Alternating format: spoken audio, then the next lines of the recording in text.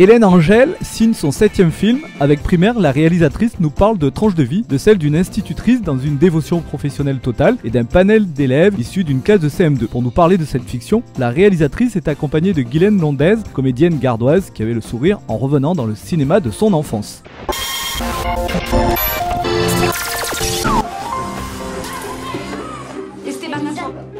Alors, trouve-moi des verbes qui peuvent être transitifs et intransitifs. Laisser, boire, manger et péter.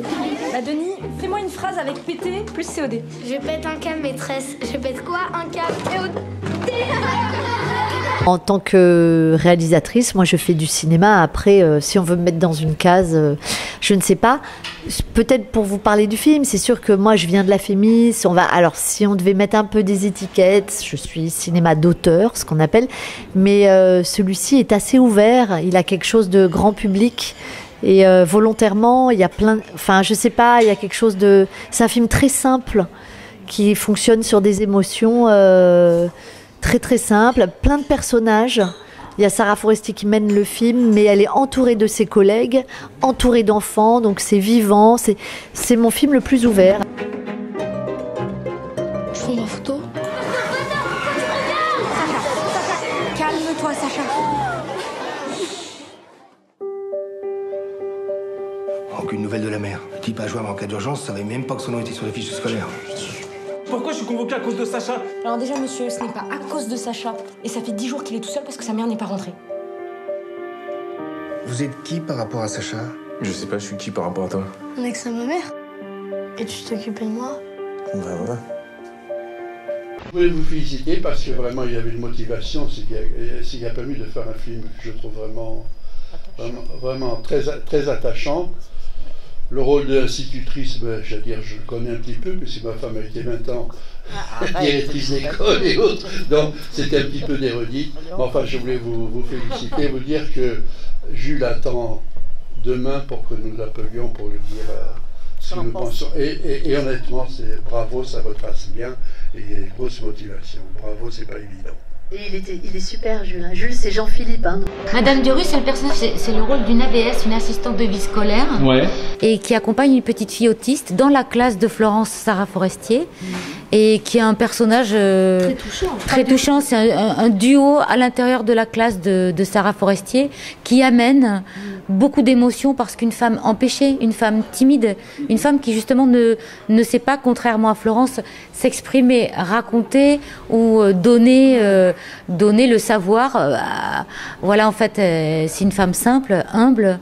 Donc c'est ça qui est touchant dans la classe, d'avoir une adulte qui, elle, n'est pas dans l'intelligence livresque de Florence. Oui, parce que, juste pour préciser, c'était ça qui était beau à construire dans le personnage, c'est que pour ceux qui ne connaissent pas, les auxiliaires de vie scolaire sont des emplois précaires, souvent tenus par des femmes pas forcément diplômées, et je dis ça, c'est une réalité, et qui sont là pour aider les enfants en situation de handicap et pour faire le relais, pour soulager un peu, pour faire le relais auprès de cet enfant entre l'institutrice, enfin la professeure des écoles et l'enfant.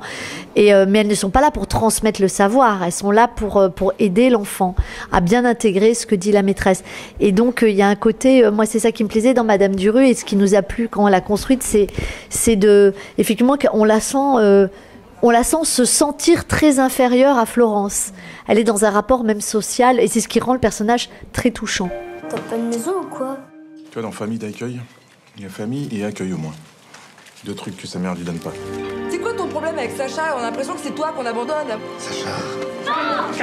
Moi, je suis son instit, je suis ni sa mère, ni assistante sociale. Tu mélanges tout, là. Ce môme, il a besoin de nous, et nous, quoi? Nous, on est décevants. La seule façon viable de faire ce boulot, c'est en aimant les gosses, et tu le sais.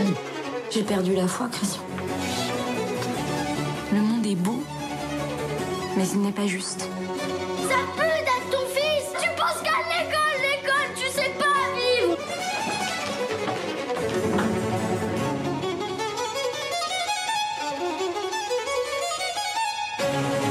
Les qualités que vous avez en vous, en tant qu'enfant, la curiosité, l'espoir, le courage, mais c'est des qualités essentielles de la vie.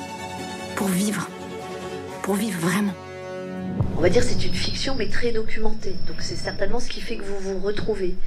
Et puis aussi, quand même, j'ai fait relire le scénario à 1 ou 2 enseignants, tout en leur disant attention, c'est une fiction, donc faut accepter le romanesque. Voilà, qu'elle s'en aille en pleine inspection, parce qu'évidemment, ils me disaient tous, ah ben nous, on l'aurait pas fait. Oui, mais peut-être que vous auriez aimé le faire. Et le film vous offre cette possibilité-là. Et sur le tournage, on avait aussi une conseillère technique, j'aime bien ce grand mot, voilà, et qui vérifiait. Oui, on s'est entouré, voilà, mais il n'était pas là non-stop 24 heures sur 24 et il nous laissait là. C'était très important. Il savait qu'on créait une fiction, qu'il fallait aussi qu'on ait une marge de liberté. Mais pour nous, pour moi, c'était très important que tout soit crédible et juste. Et notamment par rapport à la petite introduction que j'ai faite tout à l'heure, surtout humainement, par rapport au ressenti.